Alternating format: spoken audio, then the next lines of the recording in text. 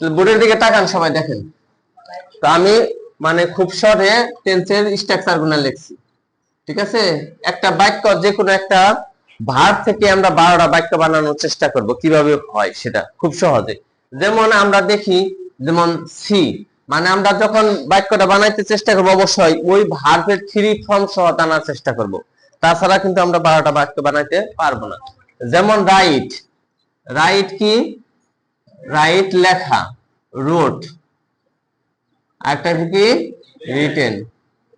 এখন আমার কথাটা হলো, যদি আমি একটা বাক্য লিখি যে আমি একটি কবিতা লিখি, তাই না, তাহলে স্ট্রাকচারটা কি হবে, এই যে প্রেজেন্ট ইনডিফিনিট টেন্সে, তাহলে কি আই রাইট এ পোয়েম, ঠিক আছে।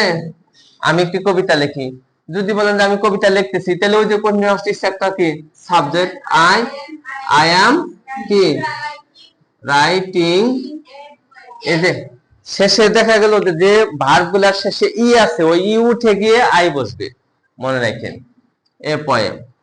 যদি বলি আমি একটি কবিতা লিখে আছি, তাহলে আই হ্যাভ, ওই যে তাহলে কি হলো, হ্যাভ হবে না হ্যাজ হবে, এই হ্যাভ দিব না হ্যাজ দিব, এটা নির্ভর করবে সাবজেক্টের উপর ভিত্তি করে, ঠিক আছে। I have written, written a poem, মনে রাখবো। এরপরে কি, I have been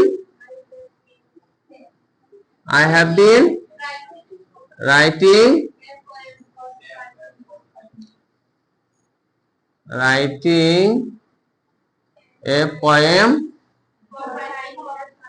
for 10 minutes দিলাম, খালি 5 দেব কেন, কথা ক্লিয়ার বুঝাইতে পারছি। এখন এটা যদি তুমি অতীতে নিয়ে যাও, তাহলে ওই যে খালি অতীতের যে অক্সিলারি ভার্বগুলো অক্সিলারি ভার্ব বসাবা, তুমি অতীতে নিয়ে গেলে যে খালি অক্সিলারি ভার্বগুলো মুছবা, আর কিছুই করার লাগবে না তোমার, ঠিক আছে। অক্সিলারি ভার্ব, অতীতের অক্সিলারি ভার্ব কি হয়, কিন্তু অতীতের শুধুমাত্র কি পাস্ট ইনডিফিনিট টেন্সে কি হয়, সেকেন্ড ফর্ম হয় ভার্বের, তাহলে কি হবে, রুট হবে, তাহলে আর ও টি ই, রুট। আর গুলা এখানে কি দেব, তাহলে ওয়াজ দেব, এখানে কি দিব, হ্যাড, এখানে কি দিব, হ্যাড বিন। কঠিন আছে কি, আচ্ছা দেখেন, তাহলে তাহলে এখানে এইভাবে বলবো, I wrote a poem, I was writing a poem, I কি had written a poem, I had been writing a poem for 10 minutes. And যদি ফিউচারে যাই, তাহলে ফিউচারে খালি অক্সিলারি ভার্ব বসাবো, এটা মুছা দিব আমি, কি করব, ফিউচারে অক্সিলারি ভার্ব বসাবো। ফিউচারে অক্সিলারি ভার্ব কি চাইছে, প্রথমে শ্যাল উইল ভার্বের 1, তাহলে এখানে শ্যাল দেব না উইল দেব, আই উইল দিলাম। আই এর সাথে শ্যাল ব্যবহার হয় স্ট্যান্ডার্ড ক্ষেত্রে, আই এবং ইউ, কি আই এবং ইউ, এই দুটার সাথে শ্যাল স্ট্যান্ডার্ড মাপ, কিন্তু আই এর সাথে উইলও হয়, ঠিক আছে, ইউ এর সাথে উইলও হয়, কিন্তু আই শ্যাল এটা দিলে মানে মানে ওই যে সে, হি অর্থ সে না, আবার বাংলায় যদি হি অর্থ তিনি দাও, তাহলে টিচারদের ক্ষেত্রে, সম্মানের ক্ষেত্রে বা স্ট্যান্ডার্ড মানসম্মতের ক্ষেত্রে আই শ্যাল ব্যবহার করা হয়, ঠিক আছে। আর ম্যাক্সিমাম মেজরিটি পার্সেন্টে উইল ব্যবহার হয়, কোনো সমস্যা নাই। তাহলে কি দিলাম, আই উইল রাইট, রাইট কি হবে, তাহলে কি হবে, right, I will write a poem, তাহলে I will be writing a poem, তাহলে এখানে শুধু উইল বি বসাই দেব, উইল বি দিলে শেষ, উইল হ্যাভ দিলে শেষ, উইল হ্যাভ, হয়েছে না, উইল হ্যাভ বিন। আর সব ঠিক আছে না, এক কথায় আপনি শুধু অক্সিলারি ভার্বের কথাটা মনে রাখবেন। আমি যদি সব মুছে ফেলাই, শুধু অক্সিলারি ভার্ব রাখি, এই অক্সিলারি ভার্ব যদি আপনি বারবার পড়েন এবং মুখস্থ করেন, তাহলে আপনার টেন্স লেখায় আর কোনো সমস্যা হবে না। যে কোনো বাক্য দিয়ে আপনি 12 টাকার টেন্স লিখতে হবে, তাহলে আমি এটা দিলাম, ঠিক আছে। এখন মনে করেন যে গো দিলেন, তাহলে কি আই গো টু মাদ্রাসা, আমি মাদ্রাসায় যাই, আই এম গোয়িং টু মাদ্রাসা, আমি মাদ্রাসায় যাইতেছি, I have gone to madrasa, মাদ্রাসায় গিয়েছি, I have been going to madrasa for 30 minutes, আমি 30 মিনিট যাবত মাদ্রাসায় যাইতেছি, I went to madrasa, মাদ্রাসায় গিয়েছিলাম, I was going to madrasa, মাদ্রাসায় যাইতেছিলাম, I had gone to madrasa, মাদ্রাসায় গিয়েছিলাম, I had been going to madrasa for 30 minutes, আমি 30 মিনিট যাবত মাদ্রাসায় যাইতেছিলাম। এখন ভবিষ্যতে আসে না, আই উইল গো টু মাদ্রাসায়, মাদ্রাসায় যাব, I will be going to মাদ্রাসায়, মাদ্রাসায় যাইতে থাকবো, I will have gone to মাদ্রাসায়, মাদ্রাসায় যাইয়া থাকবো, I will have been going to Madrasa for 5 minutes, আমি 5 মিনিট মাদ্রাসায় যাইতে থাকি। এই কথাগুলো তো আমার কাছে মোরালিস্ট হয়ে গেছে বলতে বলতে। কিন্তু আপনার বাসায় যায় কি করার লাগবো, একটা বাক্য লেখা 5 বার 10 বার 20 বার 50 বার বলতে বলতে এটা মুখের মধ্যে কি হয়ে যাবে, মোরালিস্ট হয়ে যাবে। কিন্তু আপনি বলবেন না শ্যাল উইল, যেটা বললাম এটা সাবজেক্টের উপর ভিত্তি করবে। এখন আপনি যদি হির সাথে হি শ্যাল দেন কি মিলতে চায় না, কিন্তু উইল সবার সাথেই মিলে। মানে বলার মধ্যে একটা মাধুর্যতা আছে না, মানে শ্যালটা বললাম shall, I shall, you shall, ঠিক আছে, এই দুইটা অ্যাডজাস্ট হয়, উই শ্যাল হয়। মানে বহু বচন গুলোর সাথে এবং আই এর সাথে শ্যাল ব্যবহার করা চলে, কিন্তু উইল সবার সাথে ব্যবহার হয়। কথা বুঝেন নাই? ওইটা কোনো ওই এর ক্ষেত্রে কোনো ফ্যাক্ট না। এখন অন্য কোনো বার পাশেন যে কোনো এরকম, তাহলে আপনি কমপক্ষে 20টা বার পাকে ধরে না এরকম, যেমন প্লে, তারপরে সি দেখা, ধরেন আপনি রিড পড়া, তারপরে কি বলেন, হ্যাঁ বুঝি না, রিড লিখছি তো, রিড, হিট মানে আঘাত করা, ওইটা সাই টি হিট, এটা আচ্ছা। এখন বলেন লার্ন মানে শিখা, আমি ইংরেজি শিখি, তাহলে আই লার্ন ইংলিশ, আমি ইংরেজি শিখবো, তাহলে আই উইল লার্ন ইংলিশ। এটা এটা এইভাবে বলা লাগবে, আমি ইংরেজি শিখি, আই লার্ন ইংলিশ, আমি ইংরেজি শিখবো, আই উইল লার্ন ইংলিশ, আমি ইংরেজি শিখেছিলাম, আই লার্নড ইংলিশ। কথা বুঝেন না? এটা ওইভাবে মনে করেন যে আপনার বলার একটা অভ্যস্ততা তৈরি করা লাগবে, আগে লেখা লাগবো 5টা 10টা 20টা ভার্ব দিয়ে লেখা বাংলা সহ আপনি বলার লাগবে আগে 10 বার করে। বললে যখন আমার মুখের মধ্যে স্মুথলি বলতে পারতেছেন, তাহলে দেখেন সহজ হয়ে গেছে। কিন্তু আপনি বাসায় প্র্যাকটিস করবেন না, এনে যতই বুঝেন কোনো লাভ নাই। শর্ত হলো এটা বারবার মুখে বলে প্র্যাকটিস করতে হবে।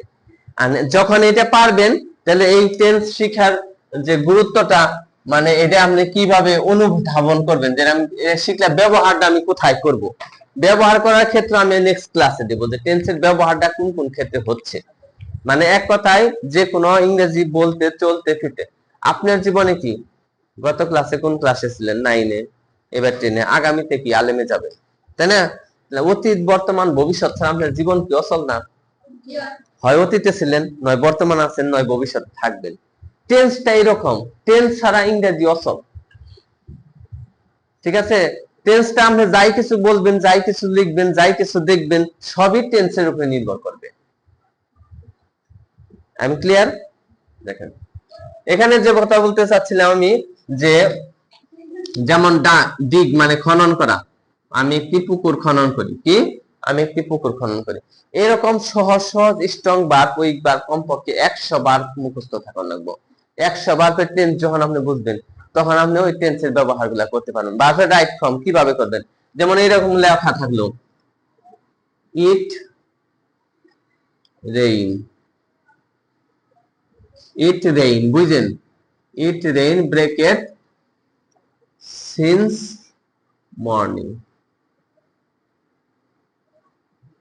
মানে আপনি বললেন মর্নিং, মানে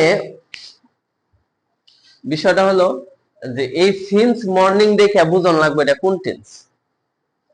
সিন্স মর্নিং দেখে, সিন্স শব্দটা দেখে বুঝন লাগবে যে সিন্স প্রত্যেকটা দিয়ে দেওয়া আছে পারফেক্ট কন্টিনিউয়াস টেন্স।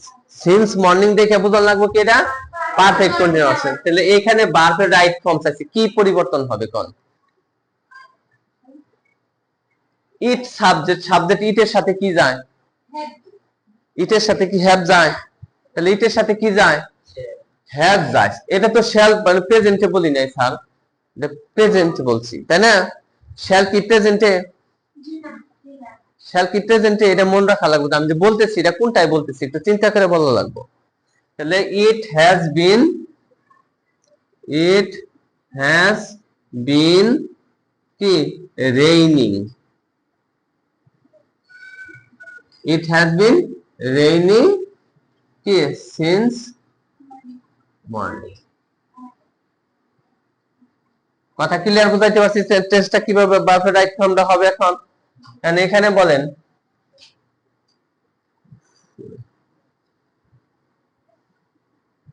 ইট রেইন,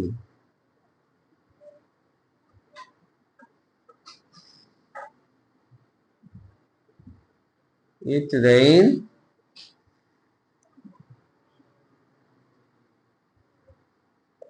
ইট রেইন টুডে, আজ বৃষ্টি হয়। বাক্য কি হয়েছে না হয় নাই? হয়েছে। জুড়ে কথা কন। টুডে মানে কি? আজ। তাহলে আজ মানে আজ, তাহলে প্রেজেন্ট, বর্তমানে। বাক্য কি হয়েছে না?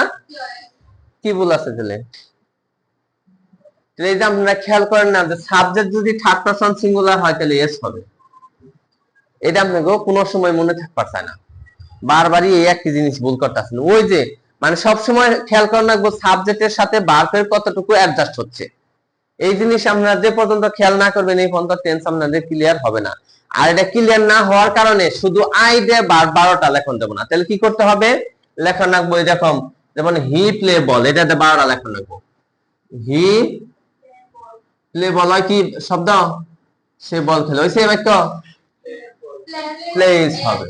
তাহলে হির সাথে যেমন প্লেস হলো, তাহলে he plays ball, he is playing ball, he has played ball. ওই যে হ্যাজ এর ব্যবহার হইতেছে, মানে সিঙ্গুলার ভার্বের যে ব্যবহারটা, এই সিঙ্গুলার ভার্বের ব্যবহার দিয়ে 12টা টেন্স বারবার কল লাগবে, বারবার বলা লাগবে। এখানে হি দিলেন, আপনার নাম কি? নাবিলা, যেমন নাবিলা দিলেন, তাহলে নাবিলা কি plays ball, Nabila is playing ball, Nabila has played ball, Nabila has been playing ball for 5 minutes. ধরেন আপনি বললো যে রূপা পাখি দেখে, ঠিক আছে? Rupa sees bird, Rupa is seeing bird, Rupa has seen bird, Rupa has been seen bird for 5 minutes. বুঝতে পারছেন কথাটা কিভাবে হবে? তাহলে এটা আপনার লেখে দেখে দেখে বারবার পড়া পড়া মুখে জড়তা কাটা লাগবো। আপনি লিখবেনও না, পড়বেনও না, জড়তা কাটবো না। তাহলে এখন আপনি কোন স্যার যে সে আমাদের বাড়িতে আসবে, এটা কি হবে? সে আমাদের বাড়িতে আসবে, সে আমাদের কি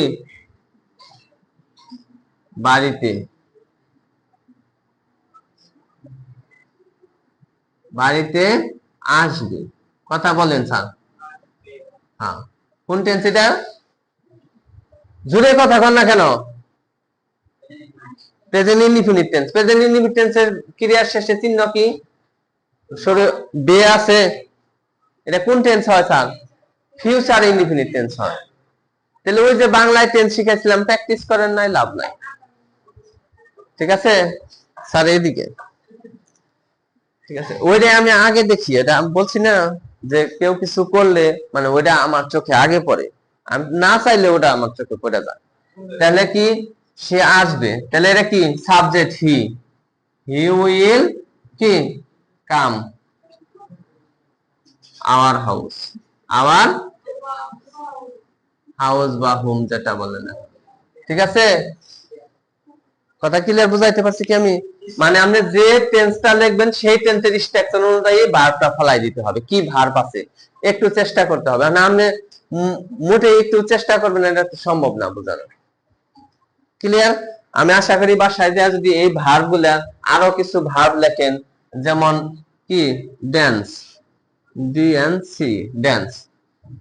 এখন লার্ন, এই যে স্পিক কথা বলা, এসপিএ কে স্পিক কথা বলা, টেল মানে কি বলা, মানে ওয়াক মানে কি হাঁটা, সে রাস্তায় হাঁটে, তাহলে কি he walks on the route, I walk on the route. এই যে আই এর ক্ষেত্রে ওয়াক বলতাছি, হির ক্ষেত্রে ওয়াকস বলতাছি, এটা আপনি কি করে রাখবো, খেয়াল করে রাখবো। যেমন এই যে আপনি মনে করেন যে কোরআন তেলাওয়াত যখন করে, কোন নুক্তা, কোন জবর, কোন পেশ, কোন হরকত বাদ পড়লো, ওটা বলার সাথে সুরে ভুল ধরতেছে না? ঠিক ওই ইংরেজি বলার সময়ও কোন এখানে এস ব্যবহার হচ্ছে, কোথায় হচ্ছে না, এটা আমাদের খেয়াল করতে হবে। কথাটা বুঝাইতে পারছি ক্লিয়ার? মানে মাকরাসের যেমন আরবির ব্যবহার আছে, ইংলিশের মধ্যেও ওই রকম কিছু কিছু ব্যবহার গুলো আপনার মনে রাখতে হবে, এবং কেউ বললে ভুল বলতেছে কিনা সেটা শুনতে হবে খেয়াল করে।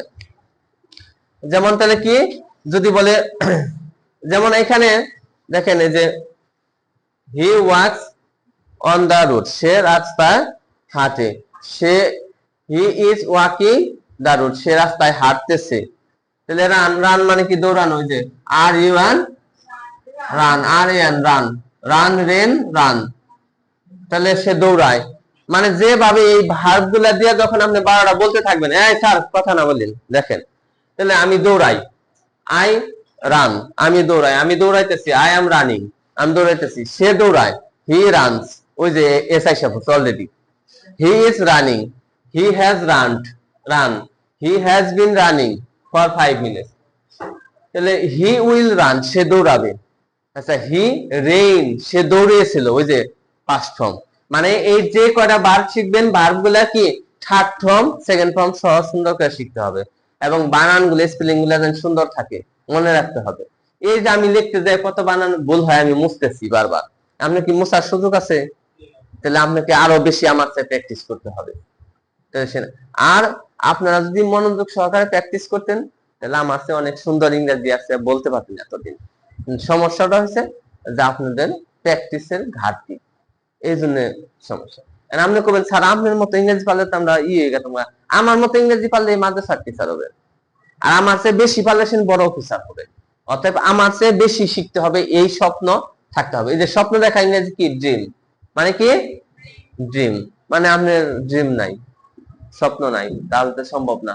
হোপ মানে কি আশা করা, তাহলে হাই হোপ কি, মানে কয় না দাম তোমাকে ডিজার্ভ, ওই যে দেখেন না সিনেমার মধ্যে বিভিন্ন সময় ডিজার্ভ, তুমি আমাকে ডিজার্ভ করো না, মানে তোমার যে লেভেল, ডিজার্ভ করা মানে যা আশা করা বা প্রত্যাশা করা। হোপ মানে আশা করা। এই যে যতগুলো ভার্ব ব্যবহার করতেছি সব আমি টেন্সে ব্যবহার করতেছি, টেন্সের বাইরে আমি কিছুই ব্যবহার করি না।